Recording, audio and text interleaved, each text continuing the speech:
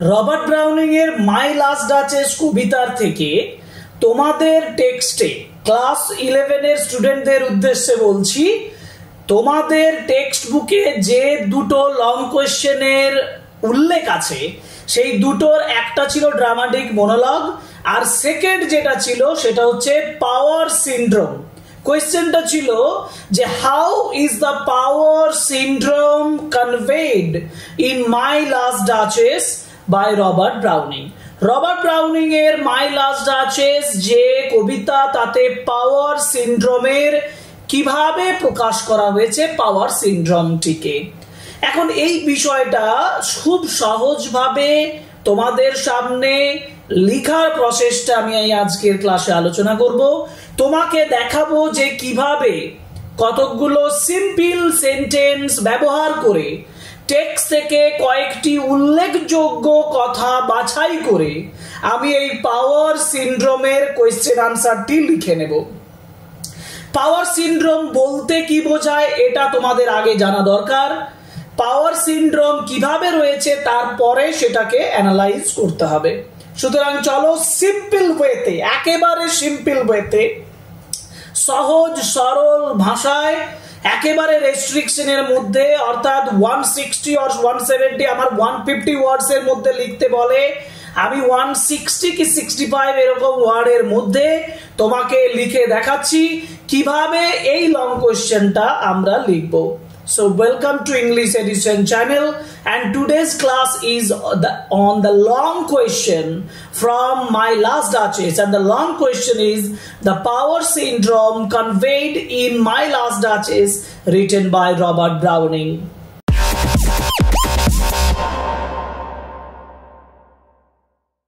পাওয়ার syndrome বলতে বোঝায় যে ক্ষমতার যে আস্ফালন, অর্থাৎ ক্ষমতার যে ব্যবহার, ক্ষমতাকে কিভাবে অপব্যবহার করা হচ্ছে সেটা তো আমরা বুঝতেই পারছি। আমরা কবিতাটা পড়েছি, তাই না? মাই লাস্ট ডাচেস কবিতায় কি বলা হয়েছে, যেখানে ডিউক ফেরেরা, হিস্টোরিক্যালি যিনি ডিউক আলফনসো দ্য সেকেন্ড, তিনি তার লাস্ট ডাচেসকে কি করছেন, ডেসক্রাইব করছেন, কিন্তু সেই ডেসক্রিপশনের মাধ্যমে তার যে সাইকোলজিক্যাল ইনসাইট, তার যে পাওয়ার, যে সিনড্রোমের যে প্রেজেন্টেশন, সেটা সব থেকে বেশি ক্লিয়ার হচ্ছে।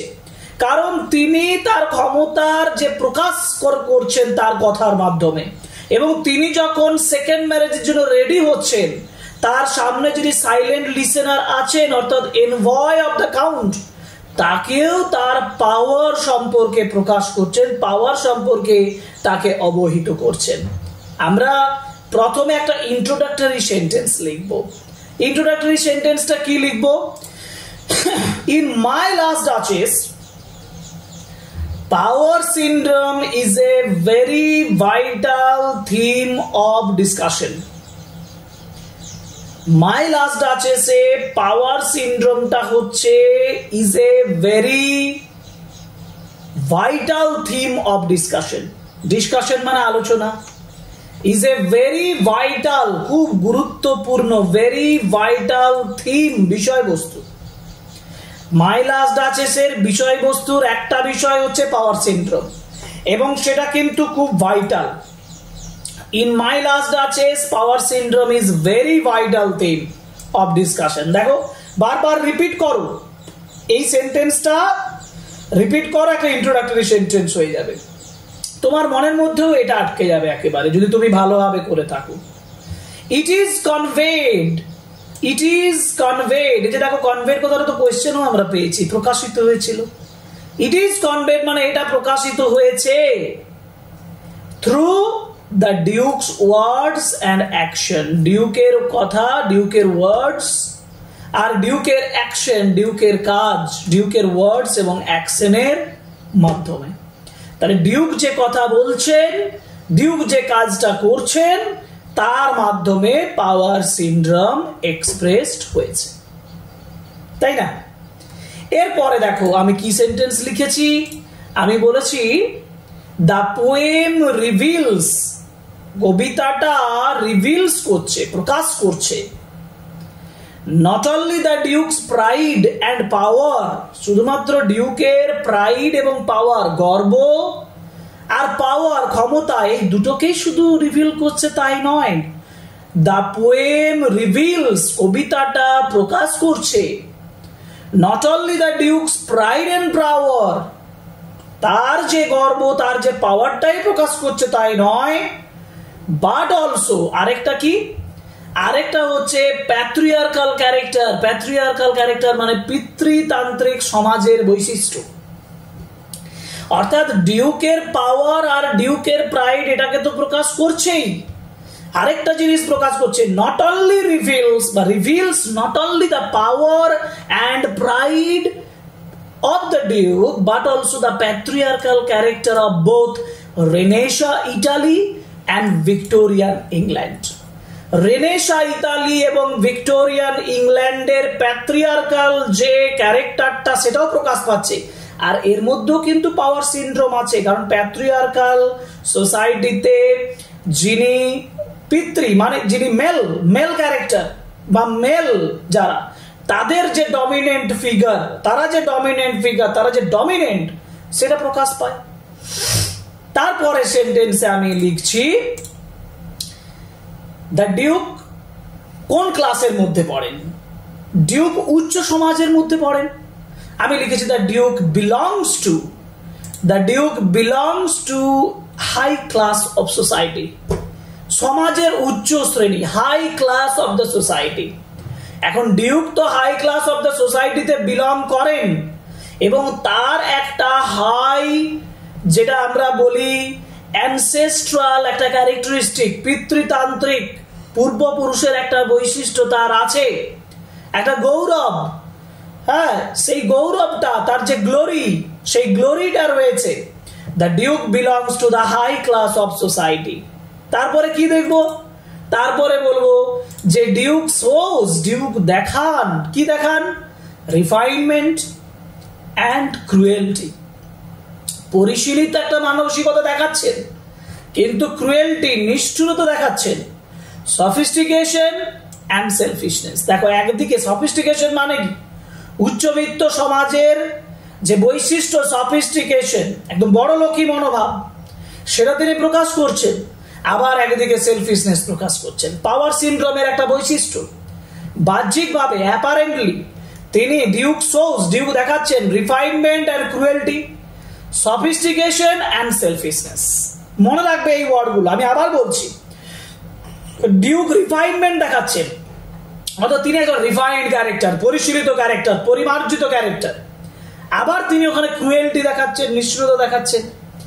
একদিকে সফিস্টিকেশন দেখাচ্ছেন, একদিকে হাই ক্লাস সোসাইটির যে পরিশীলিত পরিমার্জিত আচরণটা দেখাচ্ছেন, উচ্চবিত্ত মানুষগুলো দেখাচ্ছেন, অ্যান্ড সেলফিশনেস, আবার একদিকে স্বার্থপরতা দেখাচ্ছেন।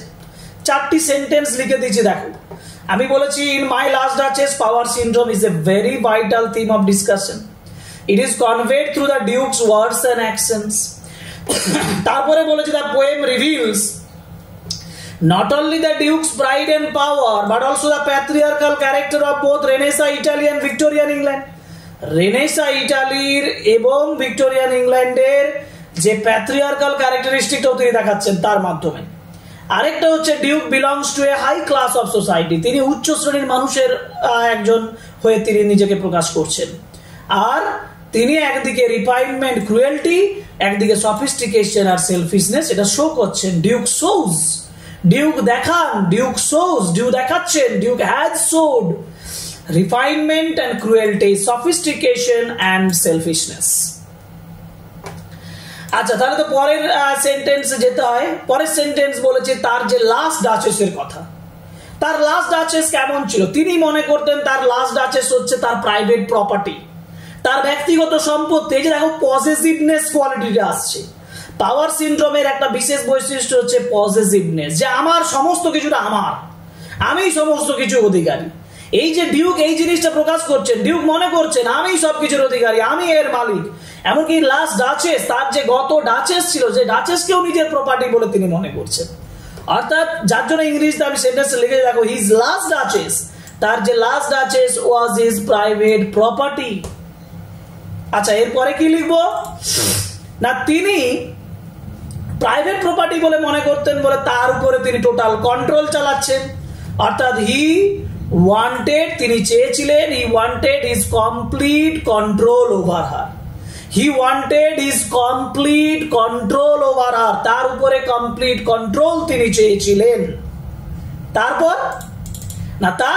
দ্য ডিউক ক্রিটিসাইজ করছেন ডাচেসকে ক্রিটিসাইজও করেছিলেন। কেন? কারণ তিনি সবার সঙ্গে সমানভাবে বন্ধুত্বপূর্ণভাবে মেশেন। তাহলে ডিউক ডাচেসের ফ্রেন্ডলিনেসটাকেও তিনি কি করছেন? সমালোচনা করছেন। তিনি তার পোলাইট নম্র আচরণটাকেও সমালোচনা করছেন। আমি ওটাই বলবো যে the duke criticizes the duchess for her friendly and polite behaviour towards others. The Duke criticizes the Duchess for her friendly and polite behavior towards others. Okay, next sentence হচ্ছে সে কিন্তু খুব অথরিটেটিভ, প্রকৃতির দিক থেকে ডিউক খুব authoritative, কর্তৃত্ব পরায়ণ, মানে কর্তৃত্ব প্রদর্শনকারী। এখানে মানে বলবো he is authoritative by nature. টুকরো টুকরো সেন্টেন্স করেছি, এগুলো তোমার এই লং কোশ্চেনটা লিখতে গেলে লাগবে, এইগুলোই তোমাকে লিখতে হবে পাওয়ার সিনড্রোমের ক্ষেত্রে। এরপরে কি বলবো? এরপরে বলবো সে বিবেচনা করছে না, হি ডিসরিগার্ডস আদার্স ফিলিংস, অন্যান্যদের ফিলিং গুলোকে তিনি কি করছেন? ডিসরিগার্ড করছেন। ডিসরিগার্ড মানে বিবেচনা করছেন না, অবিবেচক, অর্থাৎ তিনি অন্যান্যদের ফিলিং সম্পর্কে অবিবেচক। তাহলে he disregards others feelings. ওকে, আচ্ছা, তাহলে পরের সেন্টেন্সে যাই। এমনকি তিনি কি করছেন? তিনি তার ডাচেসের যে হাসি, সেই হাসিটাকেও চেপে রাখতে বলছেন, সেটাকেও কন্ট্রোল করতে চেষ্টা করছেন। তিনি সেটাকে মেনে নিচ্ছেন না, হি ডিসঅ্যাপ্রুভস, তিনি মেনে নিচ্ছেন না, তিনি সেটাকে সিলমোহর দিচ্ছেন না। He disapproves the smiling appearance of the duchess. Okay, আর তারপর এমনকি তার যে অ্যাজ দ্য লাস্ট ডাচেসের স্মাইলিং ফেস, মানে যেহেতু লাস্ট ডাচেস, তার যে স্মাইলিং ফেসটা, হাসির যে মুখটা, সেটা উইনস এভরিওয়ান, সকলকে যেহেতু জিতে নেয়। সি মিট, যার সঙ্গে সে দেখা করে, তার ওয়াইফ কি করে? তার ওয়াইফ প্রত্যেকের মানে হৃদয় জিতে নেয়। His wife wins everyone whom she meets. এখন এইটা লাস্ট ডাচেসের স্মাইলিংটা যেহেতু সে উইন করে, the Duke became furious, Duke খুব রেগে যাচ্ছেন। as the last Duchess smiling face wins everyone she meets, the Duke became furious. Okay, he does not hesitate, সে আবার ইতস্তত করছেন না, কমান্ড করছে যে তাকে তার স্মাইলটাকে চিরকালের মতন বন্ধ করে দিতে। আমি এই বিতর্কে যাচ্ছি না যে তিনি মেরে দিয়েছি, আমি একটু ঘুরিয়ে বলছি যে হি ডাজ নট হেজিটেট, সে ইতস্তত করছে না to give commands to stop her smile for ever, এই আদেশটা দিচ্ছেন। He commands to stop her smile for ever, তার হাসিটা চিরকালের জন্য থামানোর কথা বলছেন। আরেকবার বলছি সেন্টেন্সটা দেখো, হি ডাজ নট হেজিটেট, তিনি ইতস্তত করছেন না, he does not hesitate to give commands, দা আদেশ দিতে, to stop her smile for ever, তার হাসিটা চিরকালের জন্য থামিয়ে দেওয়ার জন্য। এরপরে না হি শোজ, সে এবার তার এনভয়কে, যে তার সেই সাইলেন্ট লিসেনার তার সামনে বসে আছে, তাকে ডিউক কি দেখাচ্ছেন? ডিউক দেখাচ্ছেন তার সেই ব্রোঞ্জ আইডলটা, যেখানে নেপচুনের একটা মূর্তি আছে, যে ঘোড়াটাকে টেম করছে মানে কন্ট্রোল করছে। সেই ছবিটা দেখানোর মাধ্যমে তিনি তার ক্ষমতাটাকে দেখাচ্ছেন। হি শোজ দ্য এনভয়, এনভয়কে দেখাচ্ছেন।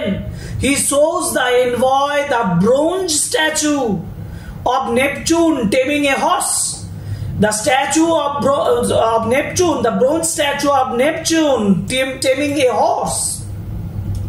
আর এটার দ্বারা না, this reveals, এটা প্রকাশ করছে the Duke's show of authority and power.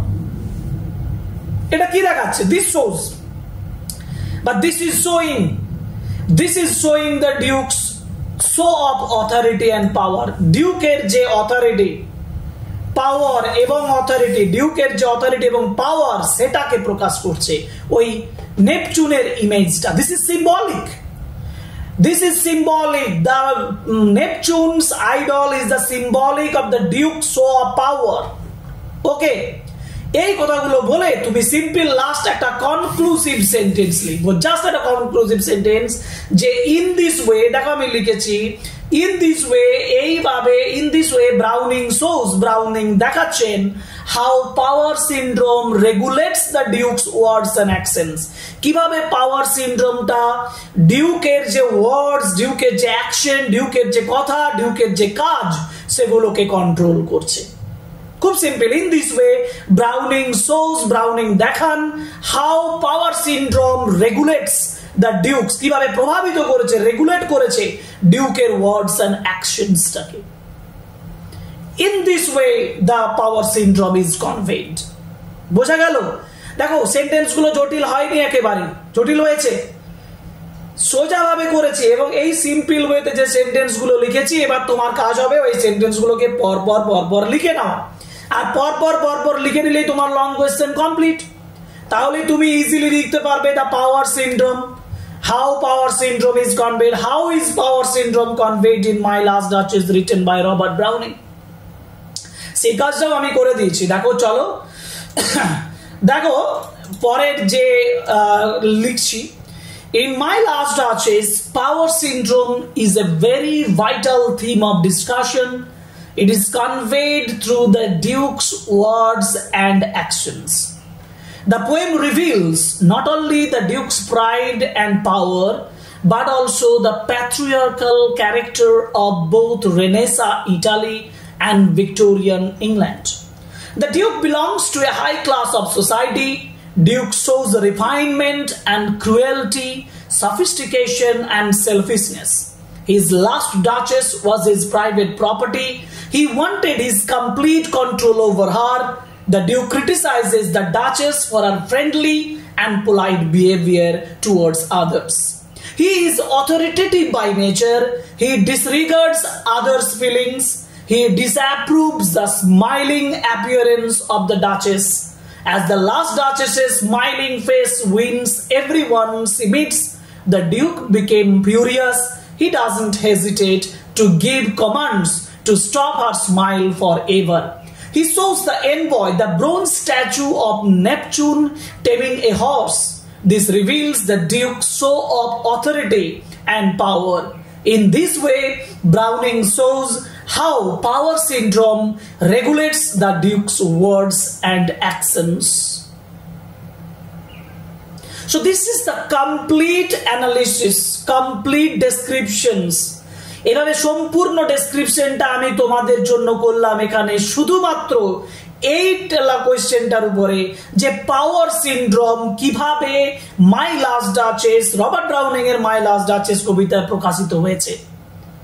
আশা করি তোমরা লং কোয়েশ্চেনটা বুঝতে পেরেছো, আশা করি তোমাদের প্রত্যেকটা কোয়েশ্চেন সহজবোধ্য হয়েছে। আর এই আশা রেখেই আমি তোমাদেরকে রিকোয়েস্ট করব, প্লিজ কমেন্ট বক্সে আমাকে লিখে জানাও তোমাদের ক্লাসগুলো কেমন লাগছে।